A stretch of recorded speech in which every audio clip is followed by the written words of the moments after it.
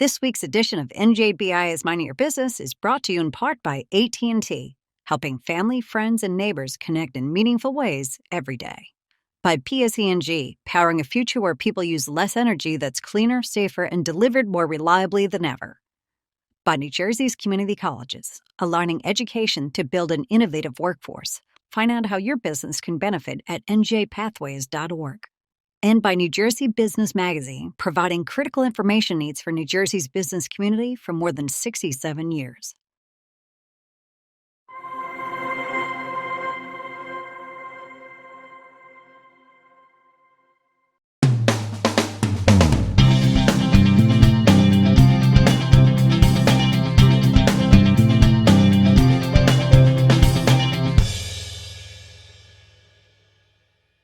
Welcome to NJBIA's Mind Your Business. I'm Bob Considine. Well, with more than 35 years behind the microphone as New Jersey 101.5 Senior Political Director and News Anchor, Eric Scott is one of the most respected and recognizable voices in New Jersey broadcast history. And now the 5-time Edward Murrow Award winner has a new show called Jersey Thing. We had the opportunity to talk to Eric about his new endeavor, as well as the current politics and policies going on in Trenton. Have a look.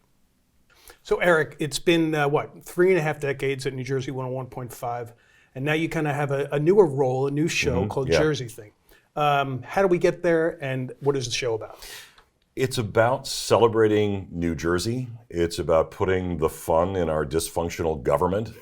It's about everything that we deal with in the Garden State. And we try to break down some complicated issues in ways that people can understand. Yeah. You know, knowledge is power, and a lot of times it's really difficult to understand how we got to where we are in New Jersey. Yeah. So really at its heart, you know, a Jersey thing is, why is this a Jersey thing? Is there any way that we can fix it? Where are we going, and why are we in a handbasket? Yeah, you know, it's funny because New Jersey does seem to have that certain national reputation. You travel a lot, and I'm sure you hear from people about what they think about what New Jersey is. To that point, I mean, what I like about it is it's not a soundbite show. You can get into context for about 10 minutes. How important is that? That's really important. I think context is important, and I hope that ultimately this helps us create a dialogue, right? We've lost the ability as a society in New Jersey and as a nation of being able to have reasoned dialogue. And that starts with understanding the facts, and then that starts with having a conversation about those facts, right? I mean, you can have an opinion about everything, and everybody does, and that's great. But let's talk about it bolstered by facts rather than, you know, just this visceral opinion. Yeah, and what I also love about it for you, because I know you're a big food guy, you're, a world-class chef yourself. But, you know, you could talk about food, too. It's not just, what's going on under the dome, right? Well, and as we start getting, you know, deeper into the show, I want to bring in, you know, some cooking segments and things like that. Because, and really, there's a synergy with that. Because where did you have a lot of your conversations growing up? You had them around the dinner table. Right. So if you're having a family dinner and you're forced to have conversation with people that live under your roof, right? It better equips you to be able to have conversations in a business sense or in a political sense. So, you know, everything centers around food in New Jersey, right? I mean, that is the ultimate Jersey thing. Yeah. So let's start there and grow from that point. Right. It's funny because I was listening very recently, and you had a segment about the soda pop. Soda pop bill. And I guess this is a bill to, you know, kind of help older diners, older restaurants with some tax credits. We won't get to the nuts and bolts here, but I was like, Eric must be in heaven because he's talking policy and food at the same time. Yeah, it is the toughest business being a restaurateur in New Jersey. Margins are so small. And, you know, my parents had a restaurant. I grew up in a restaurant. It's where I learned to cook. It's where I learned the service industry. Everybody should work in the service industry for at least a little while. And it's hard. So, I mean, and these are folks that are working 7 days a week just to be able to keep their head above water. Yeah. I also think, Eric, that like affordability, it's more than just a buzzword. It's a real thing. And I think undergirding all of this is affordability, whether it's going to a restaurant or being able to afford to live here. Well, and the two statistics that I quote most often is that we have among the highest median income in the nation in New Jersey, but we have the least amount of disposable income. So what does that mean? Everything that you make is being consumed by taxes and mortgage and insurance and utilities and all of those things.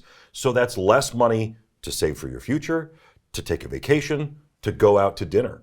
And so affordability is the single biggest issue surrounding everybody in New Jersey. Totally. I mean, we're in black and white today. I mean, this is how it's going.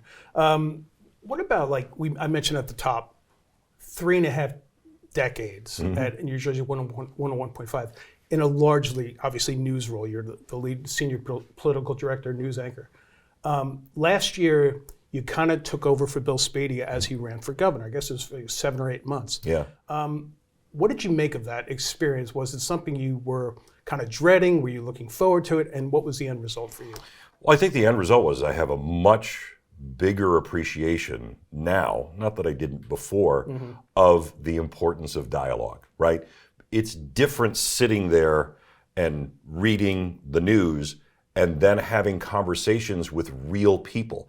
And whatever the particular issue was of the day, to be able to get that real-time feedback and have that conversation, what it did is it absolutely galvanized my belief that we have to be able to talk to one another.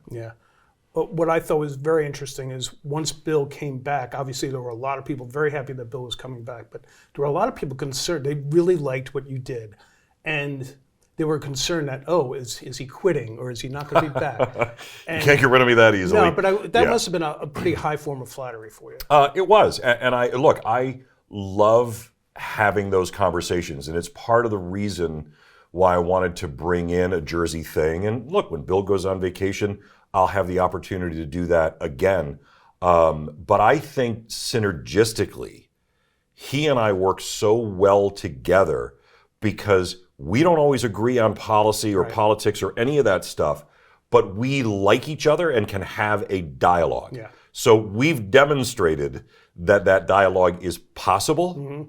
And now, we're both on a campaign, I think, of trying to get people to be able to do that again. Because we're not going anywhere without it. One more question about Jersey thing. Isn't there kind of a video component to this too? It's not there just is. a radio show. Yeah, I really wanted to make this an interactive multimedia platform.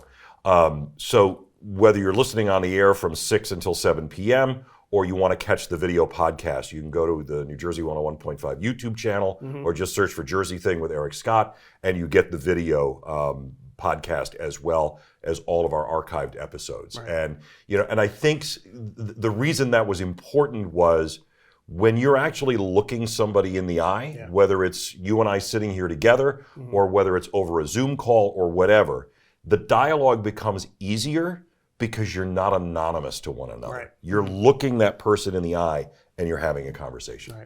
So all this experience at the State House, I'd be remiss if I didn't ask you about current politics and policy. So we're 5 weeks in now to with Governor Sherrill's in Trenton as our state leader. What are your impressions? I think the biggest thing that she has going for her right now is that she seems to have taken an interest in actually governing, in governing the state. I'm not talking about policy. I'm talking about the nuts and bolts of being a manager, of managing the state, which is something that her predecessor, Phil Murphy, had no interest in doing and didn't want to learn it. She at least seems to want to be the CEO of New Jersey. And that's a huge change from the last 8 years. And, policy-wise, she's still getting her feet wet. She's never had this experience before, and it's like drinking from a fire hose. And that's not easy. When you're literally the most powerful state chief executive in the nation. That's a lot to digest. And I think a military background probably helps. And just speaking for us at NJBIA, policy-wise, everybody can discuss whether they like things or not. But I could tell you, her and her team have been so responsive to us proactively. What's your take on this? Not only do we have a seat at the table right now, but they're actually listening to us. So it's been a refreshing change, no doubt. What about this legislative session, 222nd legislative session? How do you anticipate her working with this legislature? Well, we're going to see when she introduces her budget, right? I mean, that's going to be the first real legislative hurdle for her. She got the delay. It'll be delivered March 10th. March 10th, right. And then we're going to see how similar she and the Democratic leadership are. I mean, the unfortunate reality for Republicans is they're irrelevant in the entire process. Yeah. You know, the Democrats do not need a single Republican vote to pass a single piece of legislation. Right. So it really comes down to, does she have some type of synergy with the Senate President and the Assembly Speaker to come to some type of common agreement? She's already said no new taxes, no tax increases. There's always ways to fudge that. Right. But you know, that's at least a good place to start. Yeah. And then we'll see where it grows out of there. Yeah, I mean, the interesting thing is we've heard the no new taxes thing as well, but you know, we've had ballooning budgets for the past 8 years. And you wonder, well, if you're not going to raise taxes, are you going to cut things? And how is her base going to respond to that? I don't think she's going to be in a position to have to do deep cuts because of the amount of surplus that has been left in that budget. For this year. For this year. Right. That won't be there next year. Yeah. So I'm really more interested in next year's budget than I am this year's budget. Right. Because what happens if federal aid is reduced, if you're going to continue to have this adversarial relationship with the White House? What happens if tax collections slow? What happens if we start to get into another recession? You know, there are signs that that is a possibility. Yeah. You know, what happens if businesses continue this early trend this year of layoffs? You know, there are a lot of wild cards that are going to potentially impact not this budget, but the next one. Yeah, and it's just speaking of business, since this is a business program, you know, when we've talked to her, she doesn't love that New Jersey has the highest corporate business tax. She's kind of proactively said, I don't know when I can get this down, but I'd like to get it down. And I think looking at the layoffs of those large corporations could be a reason why. Well, I mean, it certainly sends a message, right? Yep. You know, people vote with their feet, businesses vote with their payroll. Yeah. And when you start looking at those types of things happening, she seems aware enough that, and again, maybe it goes to the military training, I don't know, that she can pick up on those signs. How she reacts to it and whether she's going to have a legislature that will be complicit with that idea, I think that remains to be seen. Okay. Eric, I want to put you on the spot with this last question. You've, like I said, 3.5 decades in Trenton at the State House, at the largest radio station with the largest audience. You've seen the inner machinations of New Jersey government like no other person has seen. You've seen the external reaction to that as your public role. Is there a book in your future? Are you offering to ghostwrite it for me? No, I don't. You know how to write yourself. You know, it's interesting.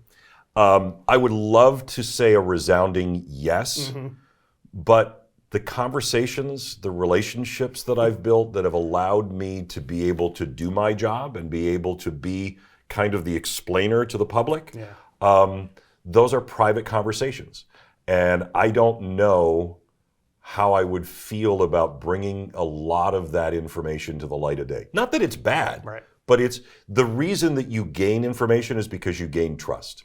And I don't want to do anything that would potentially jeopardize the trust of the people that I deal with and the trust of the public. Well, this has been great. We appreciate you being here. I want to wish you good luck with Jersey thing. Thank you. And I also hope this is the year after 35 years that you get Employee of the Month at one point. At one point, right? Come on. There should be a letter writing campaign right now because after 35 years, I've never been Employee of the Month. That needs to change. We'll make that happen. Thanks, Bob. Thanks for being here. All right, thanks to New Jersey 101.5's Eric Scott for joining us. Go check out Jersey Thing Monday through Friday from 6 to 7 p.m. We'll be back right after this. Calm before the storm? No, thank you. This is Jim's time to shine. And Mike's. And Jennifer's. Helmets? Check. Drones? Check. Checking that thing we just checked? Double check. We ain't got time to chill. we're out here driving this thing. This is when we get to work to keep you connected, no matter what. Connect before the storm. Change how we weather them. Connecting changes everything. AT&T.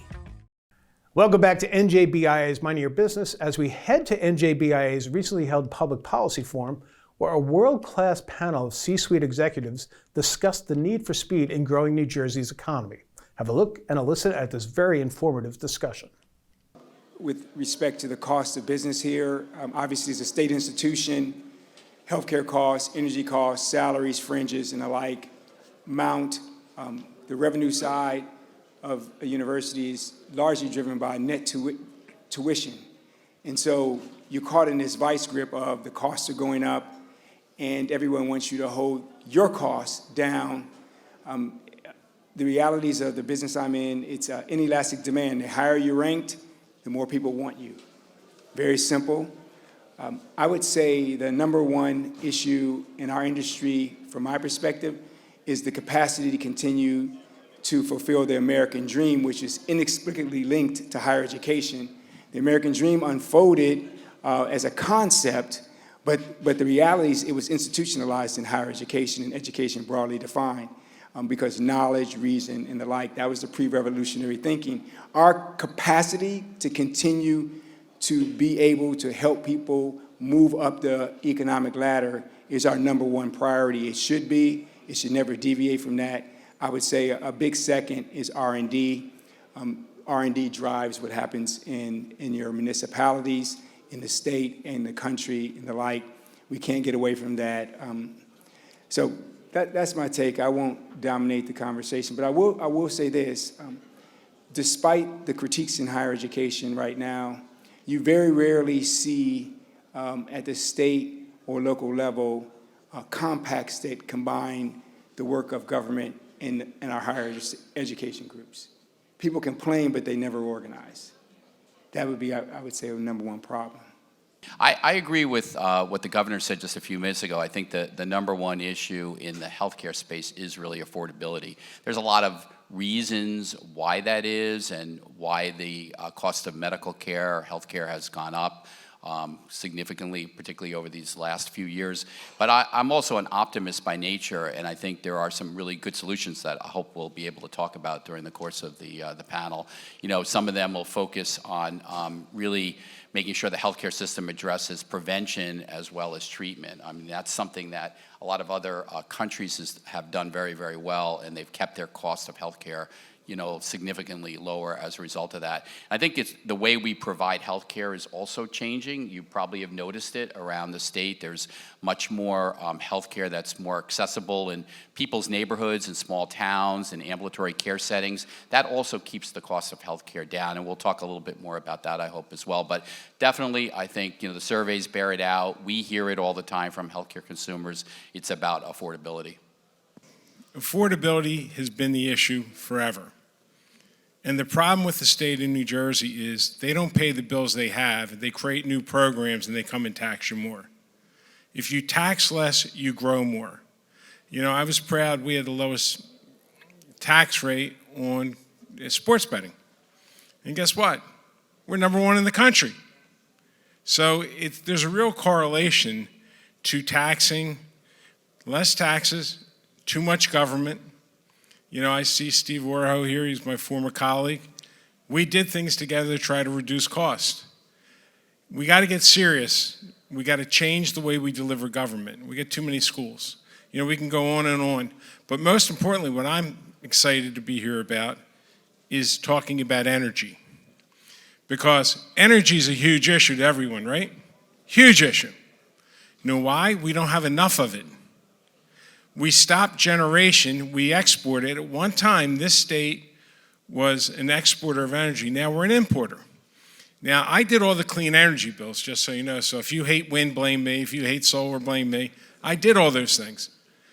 And back in 2018, if we weren't successful, they were going to close all of our nuclear plants. Think of the situation we would be in today.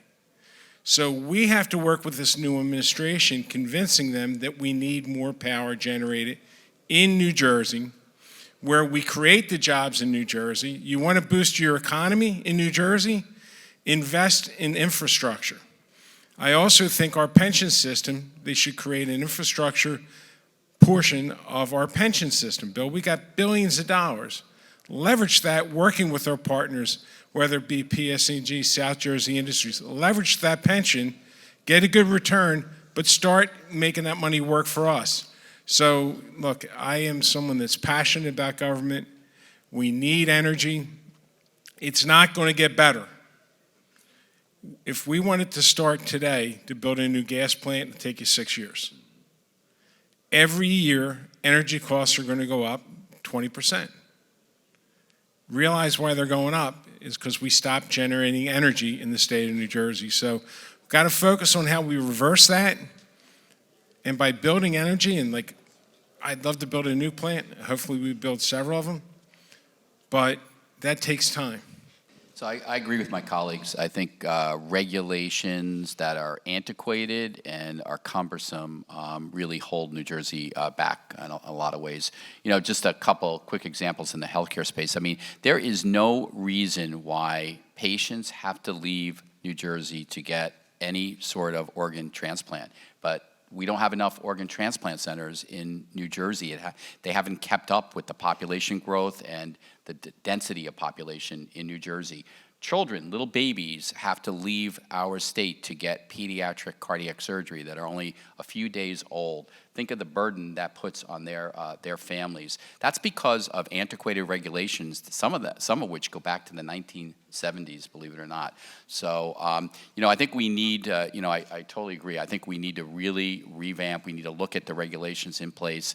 You know, and I'm not one of those people that say that we should be totally unregulated. I think there are, you know, regulations do have their place, and we need that kind of governance. But I think they're just too burdensome here. And the other thought I had is let's promote what we have. I mean, we have a lot of great things out here. I think we need to, in terms of us being more competitive out there, we need to tout the healthcare system. We need to tout our higher education system in New Jersey. We need to tout the housing that we provide, the diversity of housing, the diversity of our state, the transportation systems, the access to great culture in New Jersey. I think there's a lot New Jersey offers to be more competitive. So I'd say two things.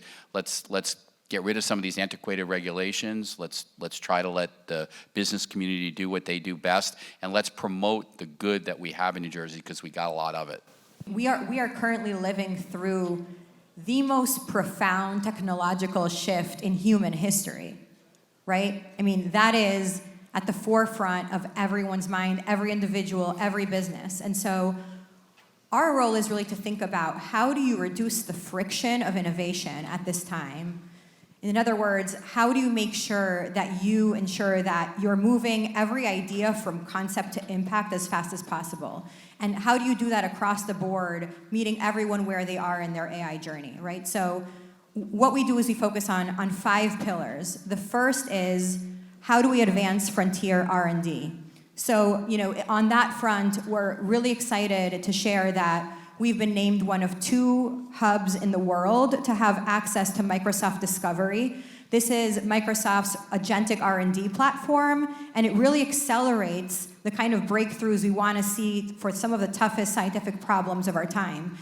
What it does essentially is take very tough problems where there are, let's say, 30 million candidates, and it reduces them to, say, a handful of candidates within 80 hours of compute. Right? Then we can move those through our labs and really get to some of those solutions across drug discovery and material science quicker. We're also working very closely with partners across our research institutions and community colleges and the governor's, you know, office and others to think about what are the infrastructural settings we need to invest in. So before he left office, Governor Murphy announced a $25 million initial investment in supercomputing infrastructure. The question for us is, how do you bring this kind of compute infrastructure, and how do you bring data access to as many people as possible in a democratized fashion, and work with partners to make that really accessible and to benefit from it?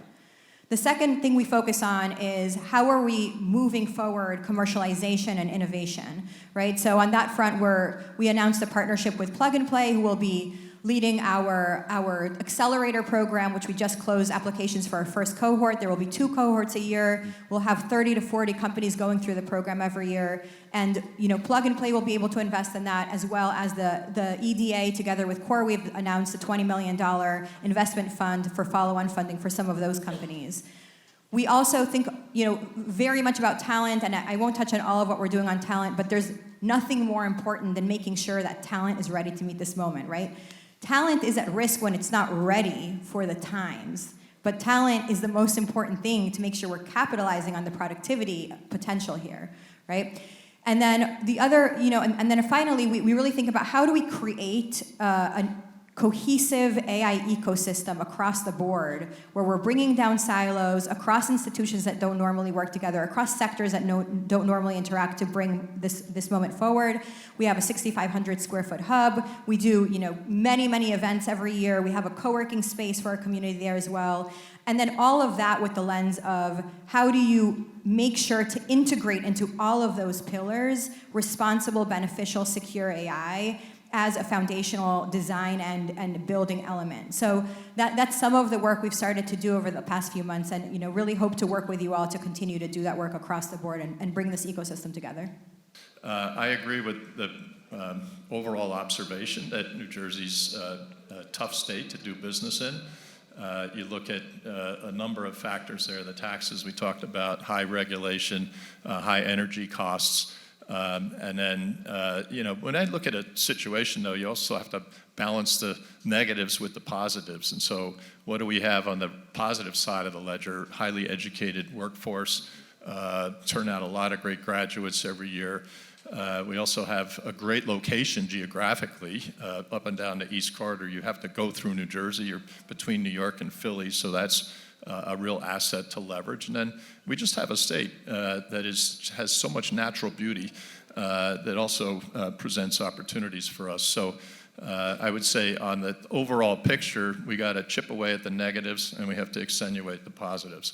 Yeah. So 2025 started out choppy. New administration, policy implementation was a bit rough.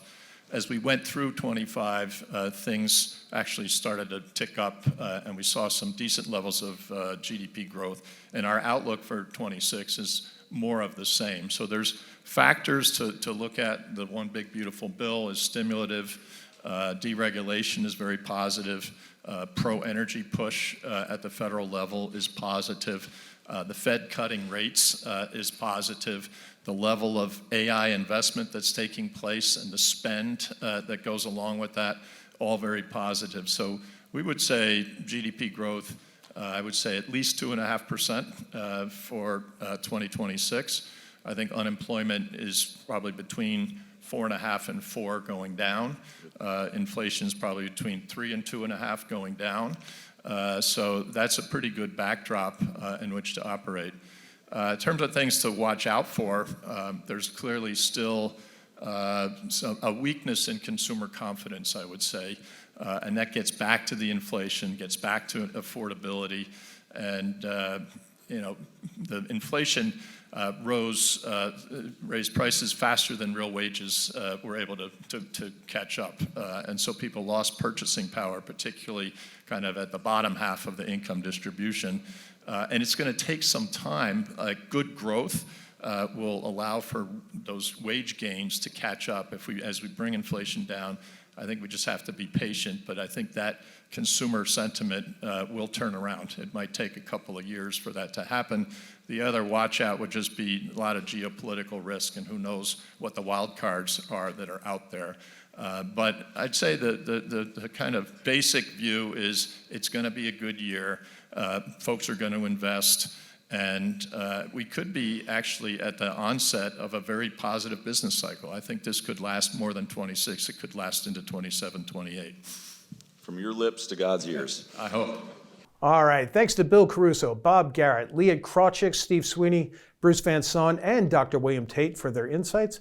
And thank you for joining us on NJBIA is Minding Your Business. We'll see you next time.